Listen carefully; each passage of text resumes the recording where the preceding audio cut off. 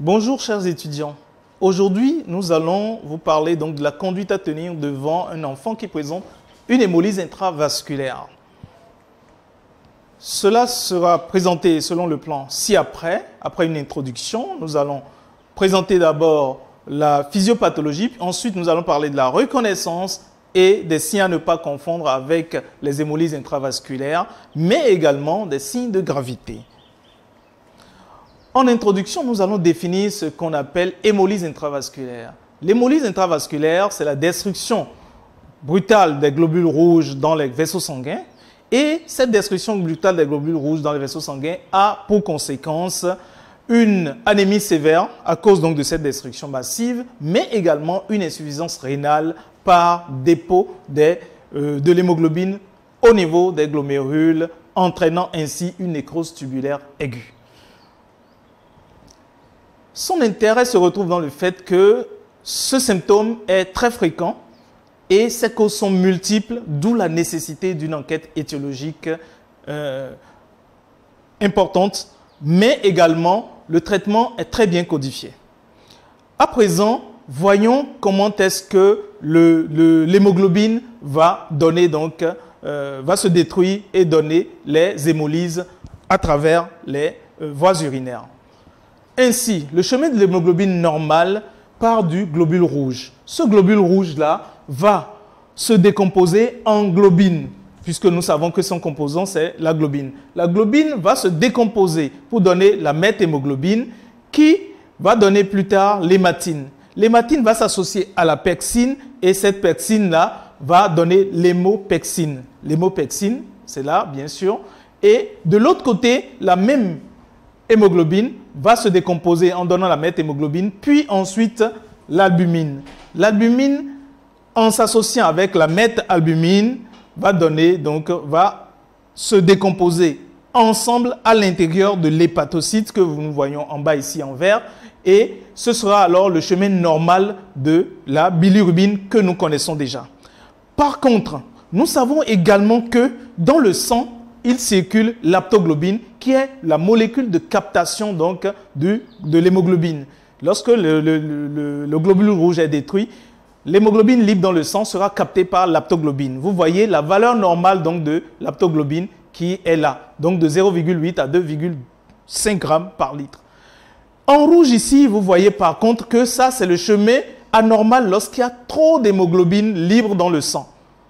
Et donc, ce sera filtré par le rein et ça va donner donc d'une part la nécrose tubulaire aiguë, mais aussi une hémoglobinurie dans les urines bien sûr et une sidérinurie et enfin l'insuffisance rénale aiguë que nous avons marqué ici, abrégé ici en IRA. Ces éléments donc de la physiopathologie nous permettent d'aborder la reconnaissance. La reconnaissance, la maman vient simplement et nous dit que son enfant a émis les urines d'aspect Porto ou Coca-Cola. Coca-Cola à cause donc de la boisson, de la couleur de la boisson Coca-Cola ou Porto selon la couleur du vin Porto. Voilà. Les signes qui sont associés sont les suivants. Il s'agit donc d'un ictère. D'un ictère, ça se comprend parce que nous avons parlé tout à l'heure de la destruction de l'hémoglobine, mais également d'une pâleur qui est la conséquence de l'anémie. Et dans certains cas, cet enfant peut se présenter avec une fièvre, des vomissements, des œdèmes des membres inférieurs et il peut être à l'extrême fatigué. Et dans ce contexte, quelquefois, cette asthénie peut être accompagnée de diarrhée, mais aussi à la palpation, on va voir que la rate a pris de volume et cet enfant va se plaindre de douleurs abdominales.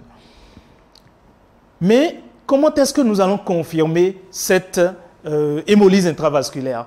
L'hémolyse intravasculaire sera confirmée par le dosage de l'aptoglobine. Nous l'avons vu tout à l'heure en vert sur le tableau, sur le schéma. Et cette aptoglobine a pour valeur normale 0,8 à 2,5.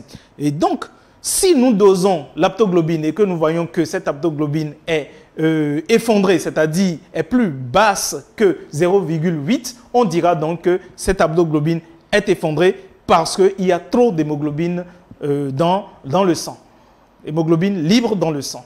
Mais à côté, puisque notre plateau technique ne permet pas de doser l'aptoglobine, nous allons alors contourner la difficulté et nous allons prendre les bandelettes urinaires pour aller voir dans les urines est-ce qu'il y a d'hémoglobine dans les urines. Et donc, l'hémoglobinurie sera alors positive. Avec quoi ne faut-il pas confondre l'hémolyse intravasculaire? Habituellement, il faut mettre dans cette balance-là toutes les urines qui sont des urines foncées. Et nous pouvons avoir des urines foncées dans l'hépatite. Et dans ce contexte-là, il suffit simplement de plonger la bandelette urinaire dans les urines et au lieu que ce soit l'hémoglobine qui soit positive, vous allez voir que c'est les sels et les pigments biliaires qui sont positifs dans les urines. À côté donc de l'hépatite, on peut également confondre l'hémolyse intravasculaire avec les urines concentrées dans le paludisme. Vous savez que dans le paludisme, lorsque l'enfant urine passe régulièrement, ces urines seront concentrées et donc seront foncées. Donc, il faut faire attention à cela. Et donc, dans ce contexte-là, il faut aller faire un test donc, de paludisme avec la goutte épaisse et qui va nous dire que c'est plutôt un paludisme et que cet enfant, n'ayant pas uriné longtemps, a fait que le fait qu'il n'a pas uriné longtemps, cela a fait que ces urines sont concentrées. Ensuite, on peut avoir les urines bouillon sales dans la glomérulonéphrite aiguë que nous avions abrégée ici, GNA. La glomérulonéphrite aiguë, dans cette pathologie, les urines sont qualifiées de bouillon sale. Et à la maison, nous avons simplement fait l'analogie entre les urines dans cette pathologie et puis la viande fraîche qu'on a lavée dans l'eau. L'aspect donc de l'eau, de lavage d'une viande fraîche avant qu'on ne fasse bouillir la viande, donne donc cet aspect qu'on appelle aspect d'urine bouillon sale. Et ça se retrouve dans les glomérulonéphrites aiguës. À part ça, il y a les hématuries. Les hématuries, c'est quoi ça? Dans ce contexte-là, les urines sont complètement rouges. Pourquoi? Parce qu'il y a le sang, il y a le globule rouge même. Attention, nous avons dit tout à l'heure qu'il s'agit des hémolyses intravasculaires. Et dans ce cas, c'était l'hémoglobine qui était présente dans les urines. Alors qu'ici, c'est le globule rouge entier qui est présent dans les urines et c'est ça qui donne ce qu'on appelle l'hématurie. L'hématurie se rencontre dans une pathologie tropicale qu'on appelle la schistosomiase, c'est-à-dire une parasitose urinaire. À part ceci, les drépanocytaires également peuvent vous présenter des urines foncées. Et dans ce cas, il suffit donc d'aller faire ce qu'on appelle l'électrophorèse de l'hémoglobine pour pouvoir savoir si c'est un drépanocytaire ou pas. Les signes nous permettant donc de ne pas confondre l'hémolyse intravasculaire avec les autres pathologies, nous permettent alors de voir quels sont les éléments de gravité. Quels sont les signes de gravité? Ces signes de gravité sont les suivants. Notamment, c'est l'anémie sévère décompensée. Le dosage du taux d'hémoglobine va nous montrer que ce taux d'hémoglobine est trop bas et donc avec des signes de décompensation comme des signes respiratoires, une respiration rapide, mais également des signes cardiaques, c'est-à-dire que le cœur bat très vite, on va parler de tachycardie. Et il peut avoir aussi des signes d'obnubilation. L'enfant va se présenter donc avec une léthargie ou un coma. Mais à côté de ça, on peut aussi avoir ce qu'on appelle l'oligoanurie.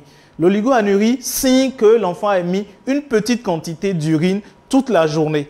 Et cela survient lorsqu'il y a une insuffisance rénale à cause donc du blocage de rein. Puisque nous avons dit tantôt dans la définition comme conséquence que l'hémolyse intravasculaire va entraîner une insuffisance rénale, donc un blocage du rein. Et là, il suffit d'aller doser l'urée et la créatinine et on va voir que les valeurs obtenues sont nettement au-dessus des valeurs qui sont des valeurs normales de la créatinine, par exemple 14 mg par litre. Autre signe de gravité, c'est l'acidose métabolique. L'acidose métabolique suppose que tout ce qui s'est passé dans l'organisme de l'enfant à cause du blocage du rein va entraîner alors chez cet enfant-là un déroulement du métabolisme en milieu anaérobie. Et donc, il va se produire donc des déchets acides. Et ces déchets acides-là vont se manifester par la dyspnée, c'est-à-dire une difficulté à respirer, mais également par une agitation, des convulsions ou bien le coma. On peut également avoir comme autre signe de gravité des signes d'hémorragie, des hémorragies de type divers. Voilà. Nous sommes à la fin donc de cette présentation et nous vous remercions pour votre attention. À la prochaine et la prochaine fois, nous allons donc étudier les signes cliniques avec les étiologies des hémolyses intravasculaires. Merci beaucoup et au revoir.